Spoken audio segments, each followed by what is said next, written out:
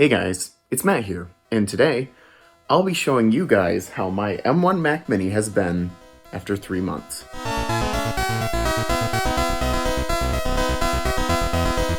So far, I will say that my experiences with this computer have actually been amazing. It's been one of the best Macs that I've ever used. That's not only because of just I like Apple Silicon and stuff and I like the direction that they're going in, but that's just because it's been faster, the computer hasn't been nearly as loud when I'm exporting videos and such. It's really, really nice. It's really nice that I actually have a computer that works good. You can see here I've got a ton of apps installed, and some of them are Apple Silicon apps, like I've got YouTube Studio here, which I might be uninstalling. I was going to use it for notifications, but it's not really working. You can see I've got Discord and a lot of other things, and you can see a lot of my main workflow apps like Olive and GIMP. These two apps I use very heavily when I do my YouTube work. And even though Olive is not optimized for Apple Silicon right now, it still works perfectly fine. I've actually had a lot less issues with it than I had with my old Hackintosh, which could barely run this app at all. My Mac Mini can now handle this very easily, even on Rosetta, which makes me excited to see when they actually make an Apple Silicon version. Now, I've been actually trying to move away from having a PC for gaming and stuff, so one thing that I've actually been trying to move towards is minimizing my setup, kind of making it so there's less computers on my desk for whatever I need. So you can see in my dock here, I've got Parallels and I've got Windows 10. And you can see I've got Windows 10 installed. I'll just close this. You can see I've got Windows 10 already installed in a virtual machine here. This VM works perfectly fine. I've actually had not really that many issues with it. There are obviously app incompatibilities and such, so it makes it kind of annoying, but, you know, there's that at least. And now that they have the 64-bit emulator, I can run most everything I need to do in here. So you can see if I open up the start menu, I've got some apps on here like Discord, Steam. All these apps work perfectly fine in the Windows emulator,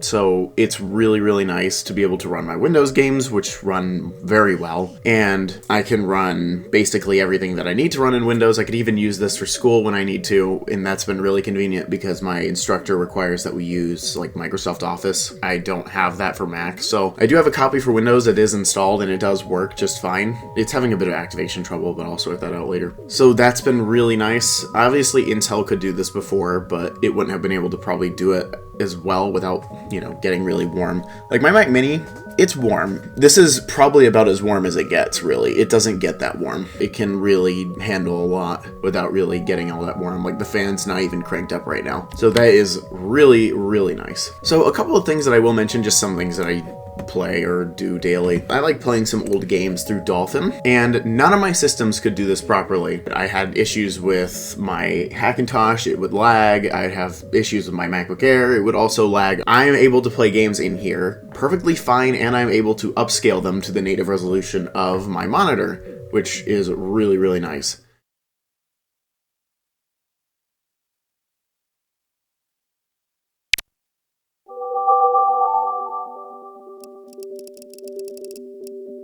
I've also had any issues with like any of the built-in apps. Like any of these apps here, they work fine. I've never really had any crashing problems. However, I will say just general stability of the operating system. I've had a kernel panic several times, actually. I would say maybe 3 or 4 times. Most of them, one of them was during a time where it didn't really matter. It was like at the middle of the night and I just heard it. But sometimes, like I was on voice calls on Discord and stuff, and then it would just show a bunch of purple squares on the screen and then it would kernel panic. I don't know why it does that.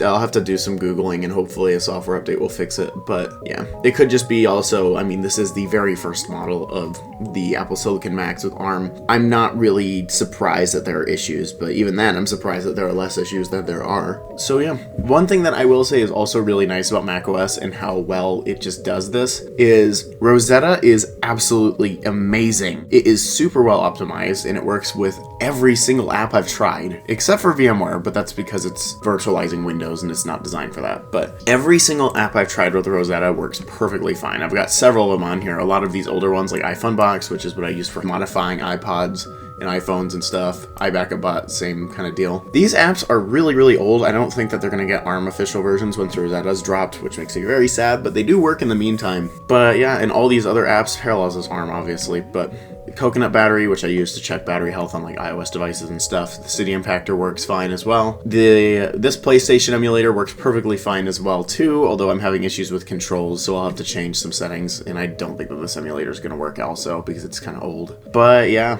that's really a lot of everything that I do, and so far I've had no issues. Now, one thing that I absolutely love also about the M1 Mac Mini is being able to run iOS apps natively on the device. So I have a couple of apps installed on here, like for games and such. A decent amount of games that are on this system are actually just through the App Store, and they are well optimized for this device. It works perfectly fine. Now, obviously, games that require multiple fingers to touch the screen is kind of a pain. You can use a trackpad, but I don't have that. It's also really convenient as well because, unfortunately, Snapchat doesn't work on here anymore. That was really, really convenient when it did. But I have Ring, which is what I use to check security and stuff, and yes, I can change the status of like if like our security system is armed or not through the Ring app on here, which is nice. I have the Power Schools app, which is what I use for school, and it shows my grades and stuff. It works perfectly fine. I even have some games on here that weren't allowed. Let me open this up here. Like I've got Minecraft. This app doesn't really work. I'm gonna figure out, like, I need a controller or something like that.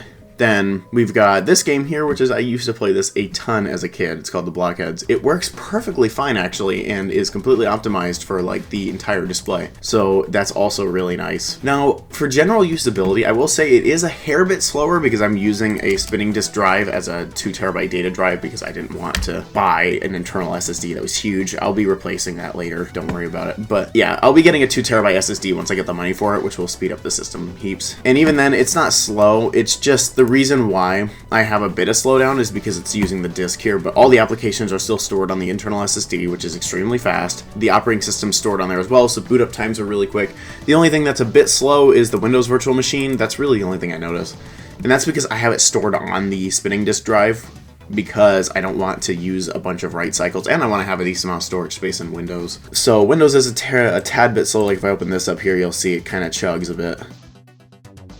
Yeah, like that's pretty bad. That's not to do with ARM, that's just because I'm running off of a spinning disk drive, so I'll need to figure that out later. But I've had no issues besides the slowdown in here. Obviously with Windows, you can't activate it, so that's not a big problem, but you know, it's there. I will say when I'm using this Mac, I do have an Intel MacBook Air that I use for school sometimes. I don't use it nearly as much now that I have this computer though. But this computer is amazing because it's ARM. It's weird to think about this, that I'm running a desktop computer with ARM, which I usually would associate with mobile devices and stuff, and it's doing all of what I need it to do. Like, an ARM processor is doing this, and it's amazing. I mean, I don't doubt ARM in any way, it's just, you don't really think about it as, like, using it for desktop computers and stuff until, like, you actually use something like it. Obviously, Raspberry Pis exist, but those aren't really the most powerful thing. You couldn't edit video, I mean, you could, but you couldn't really use like a Windows virtual machine on a Raspberry Pi 4. One thing that I'm not a huge fan of with the M1 Mac Mini is it doesn't have that many ports, and that's not really the fault of the M1 right now. That's just because the controllers and stuff aren't really there right now. Like there's only 2 Thunderbolt ports instead of 4, which I assume there'll be a higher end model that will come out eventually, but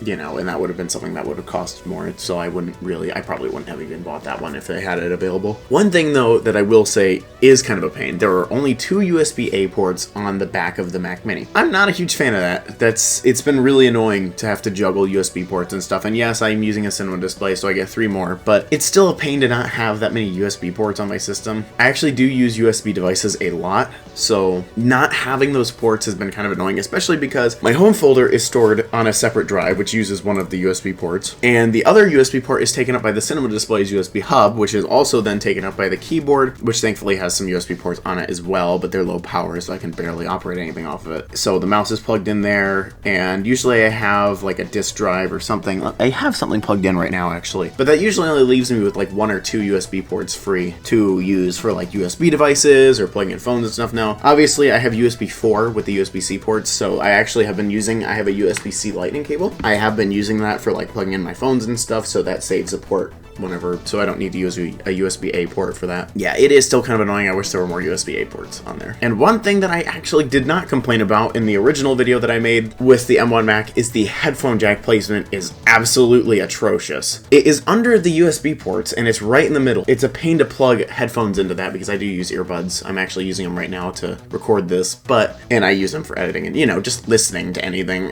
Having that port be under the USB ports, it's not a pain when the USB ports aren't occupied occupied, but it is a pain when they are, because you can barely reach back there, and I can't unplug anything, because if I unplug the hard drive, it logs me out, and if I unplug the cinema display, well then I can't interact with the computer at all, and the display will also kind of freak out because it uses USB for a lot of other things. But especially I think for the sound to work, you need to have USB plugged in, because I don't know if it works through the, since I have an adapter to run the display, I don't know if it works through there. So that's something I would say I wish Apple would do, is kind of flip those, put the headphone jack on top, and then put the USB ports underneath. I think that just would be easier, just so then it's not a pain to reach back there. It's just, it would make things so much easier. And I will say the 2010 Mac Mini that I've got next to me actually is much better with this, because it has the SD card slot on top of the line in and headphone jacks. So that also, that helps, that it's not actually something that's just, sure, the SD card I guess could block something, but I really don't think that that would be a problem, because I mean, I haven't really tried it. The SD card slot on mine is dead. So that is one thing that I wish that they would change in newer Mac Mini models, is move the headphone jack to the top, so then the USB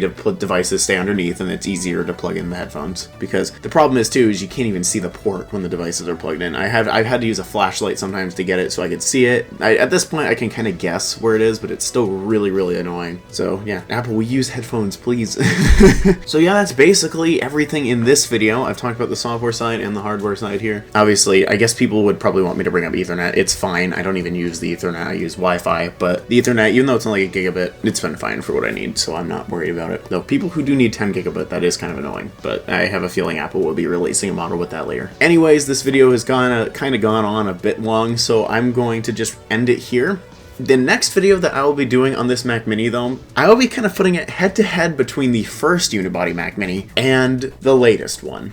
So that will definitely be an interesting video. I actually loaded High Sierra on the Mac Mini and Big Sur, which does not run good at all, but you'll see that in the next video. So yeah, I'm pretty excited for that one to come out. And yeah, that's basically it for this video. That's about it for this video. I will say so far, I think that if you want to get an M1 Mac, I would say that it is a good idea to do it now, since the new ones aren't going to be coming out for a while. And I've been having an amazing experience with mine, so I would say go for it if you can. But anyways, thank you guys so much for watching this video, and if you liked it, hit the like button, get subscribed if you like the content that I do on my channel, and I will see you guys all later.